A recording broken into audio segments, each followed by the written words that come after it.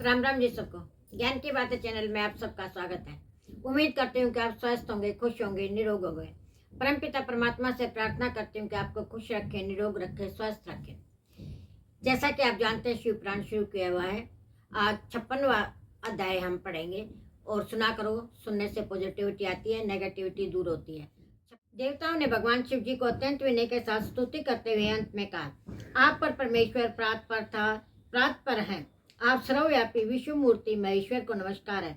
आप विष्णु कलतर, विष्णु क्षेत्र, भानु भैरव, शरणागत वत्सल, त्र्यंबकम, विहरणशील हैं। आप मृत्युंजय हैं, शोक भी आपका ही रूप है। आप त्रिगुण एवं गुणात्मा है। चंद्रमा, सूर्य और अग्नि आपके नेत्र हैं। आप सबके कारण धर्मा स्वरूप हैं। आपको नमस्कार है।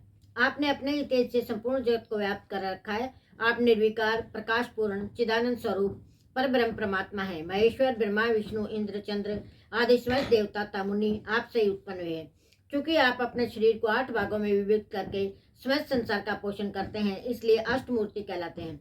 आप ही सबके आदि कारण करुणामय ईश्वर हैं। आपके भय से वायु चलती है। आपके भय से अग्नि जलाने का काम करती है। आपके भय से सूर्य तपता है। आपके ही भय से मृत्यु सब ओर दौड़ती फिरती है। दया सिंधु महेशान परमेश्वर प्रसन्न हुई, हम इष्ट और अद्वैत हो रहे हैं, अतः सदा हमारी रक्षा कीजिए। नाथ करुणा निधे शंभो, आपने अब तक नाना प्रकार की आपत्तियों जिस तरह हमें सदा सुरक्षित रखा है, उसी तरह आज भी आप हमारी रक्षा कीजिए। नाथ दुर्गेश, आप शीघ्र कृपा करके इस संपूर्ण यज्ञ का प्रजापति दक्ष का भी उद्धार कीजिए। भक्त को अपनी आंखें मिल जाएं, यजमान दक्ष जीवित हो जाएं, पूषा के दांत जम जाएं और भृगु की दाढ़ी मूछ पहले जैसी हो जाए। शंकर आयुधों तपत्रों की वर्षा से जिनके अंग भंग हो गए हैं, उन देवता आदि पर आप सर्वथा अनुग्रह करें, जिससे उन्हें पूर्णतः आरोग्य लाभ हो। नाथ, यज्ञ क्रम पूर्ण होने पर जो कुछ शेष रहे वह सब आपका पूरा पूरा भाग हो। रुद्रदेव, आपके भाग से यज्ञ पूर्ण हो, अन्यथा नहीं। ऐसा कहकर मुझ ब्रह्म के साथ सभी देवता अपराध क्षमा करने के लिए उद्यत हो हाथ जोड़ भूमि पर दंड के समान पड़ गए। ब्रह्मा जी कहते हैं, नारद, मुझ ब्रह्म लोकपाल प्रजापति और मुनियों सहित श्रीपति विष्णु के अनुन्य विनय करने पर परमेश्वर शिव प्रसन्न हो गए। देवताओं को आश्वासन देकर हंसकर परम अनुग्रह करते हुए करुणा निधान परमेश्वर शिव ने कहा, महादेव बोले, सुरश्रेष्ठ ब्रह्म और विष्णुदेव, आप दोनों सावधान होकर सुनो, मेरी बात सुने। मैं सच्ची बात कहता हूँ तात, आप दोनों की सब बातें सदा मानिए। दक्ष के यज्ञ का द्वेष मैंने नहीं किया। दक्ष स्वयं ही दूसरों से द्वेष करते हैं। दूसरों के प्रति जैसा व्यवहार किया जाएगा वह अपने लिए ही फलित होगा। अतः ऐसा कर्म कभी नहीं करना चाहिए जो दूसरों को कष्ट देने वाला हो। दक्ष का मस्तक जल गया है, इसलिए उसके सिर के स्थान पर बकरे का सिर जोड़ दिया जाए। भग देवता मित्र की आंख से अपने यज्ञ भाग को देखें। पूषा नामक देवता जिसके दांत टूट गए हैं, यजमान के दांतों से बलि बांधते पीछे गए यज्ञान का भक्षण करें। यह मैंने सच्ची बात बताई है। मेरा विरोध करने वाले भृगु की दाढ़ी के स्थान पर बकरे की दाढ़ी लगा दी जाए। शेष सभी देवताओं के जिन्होंने मुझे यज्ञ भाग के रूप में यज्ञ की अवशिष्ट वस्तुएं दी हैं, सारे अंग पहले की बातें ठीक हो जाएं। अर्धवीर्य आदि यज्ञिकों में जिनकी भुजाएं टूट गई हैं, वे अश्विनी कुमार की भुजाओं से और जिनके हाथ नष्ट हो गए, पूषा के हाथों से अपने काम चलाएं। यह मैंने आप लोगों के प्रेमवश कहा है। ब्रह्मा जी कहते हैं, नारद, ऐसा कहकर वेद का अनुसरण करने वाले सुर सम्राट चराचर पति दयालु परमेश्वर महादेव जी चुप हो गए। भगवान शंकर का भाषण सुनकर विष्णु और ब्रह्मा सहित संपूर्ण देवता संतुष्ट होने तत्काल साधुवाद देने लगे। तदंतर भगवान शंभु को आमंत्रित करके मुझ ब्रह्म और देव ऋषियों के साथ श्री विष्णु अत्यंत हर्षपूर्वक पुणे दक्ष की एक शाला की ओर चले। इस प्रकार उनकी प्रार्थना से भगवान शंभु विष्णु आदि देवताओं के साथ कनकल में स्थित प्रजापति दक्ष की यज्ञशाला में पधारे। उस समय रुद्रदेव ने वहां यज्ञ का और विशेषतः देवताओं तथा ऋषियों का वीरभद्र के द्वारा विध्वंस किया गया था। उसे देखा स्वाहा, सौदा, पूषा, तुष्टि, धृति, सरस्वती, अन्य समस्त ऋषि, पितृ, अग्नि, अन्य बहुत से यक्ष, गंधर्व, राक्षस वहां पड़े थे। उनमें से कुछ लोगों के अंग तोड़ डाले गए थे, कुछ लोगों के बाल नोच लिए गए थे, कितने ही सम्रांगण में अपने प्राणों से हाथ धो बैठे थे। उस यज्ञ की वैसी दुर्वस्था देखकर भगवान शंकर ने गणनायक महापराक्रमी वीरभद्र को बुलाकर हंसते हुए कहा, महाबाहु वीरभद्र, ये तुमने कैसा काम किया। तात, तुमने थोड़ी देर में देवता, ऋषि आदि सबको बड़ा भारी दंड दे दिया। वह जिसने द्रोह पूर्ण कार्य किया, उस विलक्षण यज्ञ का आयोजन किया जाए जिसे ऐसा फल मिले, उस दक्ष को तुम शीघ्र यहाँ ले आओ। भगवान शंकर के ऐसा कहने पर वीरभद्र ने बड़ी उतावली के साथ दक्ष का धड़ लाकर सामने डाल दिया। दक्ष के शव को शेष से रहित देखकर लोक कल्याणकारी भगवान शंकर ने आगे खड़े हुए वीरभद्र से हंसकर पूछा, दक्ष का सिर कहाँ है। प्रभावशाली वीरभद्र ने कहा, प्रभु शंकर, मैंने तो उसमें दक्ष के सिर को आग के होम में दे दिया।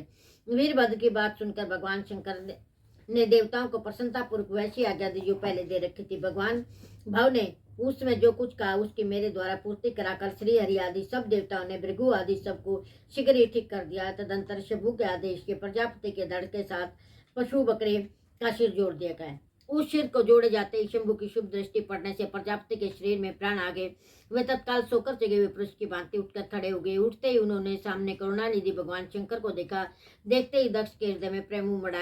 उस प्रेम ने उनके अंतःकरण को निर्मल एवं प्रसन्न कर दिया। पहले महादेव जी से द्वेष करने के कारण उनका अंतःकरण मलिन हो गया था, परंतु उसमें शिव के दर्शन से वे तत्काल शरद ऋतु के चंद्रमा की भांति निर्मल हो गए।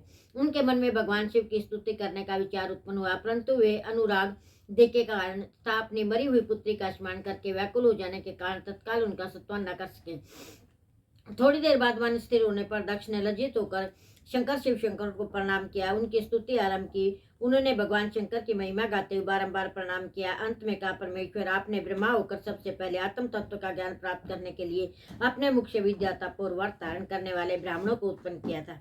जैसे ग्वालो लाठी लेकर गौ की रक्षा करता है, उसी प्रकार मर्यादा का पालन करने वाले आप परमेश्वर दंड धारण किए उन साधु ब्राह्मणों की सभी विपत्तियों से रक्षा करते हैं। यानी दुर्वचन रूपी बाणों से आप परमेश्वर को बीन डाला, फिर भी आप मुझ पर अनुग्रह करने के लिए आ गए। अब मेरी तरह अत्यंत दैन्यपूर्ण आशा वाले उन देवताओं पर भी कृपा कीजिए। भक्तवत्सल दीनबंधो शंभो, मुझ में आपको प्रसन्न करने के लिए कोई गुण नहीं है। आप षड्विध ऐश्वर्य संपन्न प्रातपर परमात्मा है, अतः अपने ही बहुमूल्य उदारता पूर्ण बर्ताव से मुझ पर संतुष्ट हो। ब्रह्मा जी कहते हैं, नारद इस प्रकार लोक कल्याणकारी महाप्रभु महेश्वर शंकर की स्तुति करके विनीत चित्त प्रजापति दक्ष चुप हो गए। तदंतर श्री विष्णु ने हाथ जोड़कर भगवान ऋषभध्वज को प्रणाम करके प्रसन्नतापूर्वक हृदय और वाष्प गदगद वाणी द्वारा स्तुति आरंभ की। तदंतर मैंने कहा, देवादिदेव महादेव करुणा सागर प्रभु, आप स्वतंत्र परमात्मा हैं, अद्वितीय अविनाशी परमेश्वर है। देव ईश्वर, आपने मेरे पुत्र पर अनुग्रह किया है। अपने अपमान की ओर कुछ भी ध्यान न देकर दक्ष के एक का उद्धार कीजिए। देवेश्वर, आप प्रसन्न होइए और समस्त शापों को दूर कर दीजिए। आप सज्ञान हैं, अतः आप ही मुझे कर्तव्य की ओर प्रेरित करने वाले हैं, आप ही अकर्तव्य से रोकने वाले हैं। मामू ने इस प्रकार परम परमेश्वर की स्तुति करके मैं दोनों हाथ जोड़कर मस्तक झुकाकर खड़ा हो गया। तब सुंदर विचार रखने वाले इंद्र आदि देवता और लोकपाल शंकर देव की स्तुति करने लगे। उस समय भगवान शिव का मुखराबिंद प्रसन्नता से खिल उठा। इसके बाद प्रसन्नचित हुए समस्त देवताओं, दूसरे दूसरे सिद्धों, ऋषियों, प्रजापतियों ने शंकर का सहर्ष स्तवन किया। इसके अतिरिक्त देव, नागों, सदस्यों तथा ब्राह्मणों ने पृथक पृथक प्रणाम पूर्वक बड़े भक्ति भाव से उनकी स्तुति। आज के वीडियो में इतना ही। लाइक करें, शेयर करें, सब्सक्राइब करें, कमेंट करना ना भूलें और कल की वीडियो में क्या चाहिए कमेंट करके बताएं। राम राम जी सब।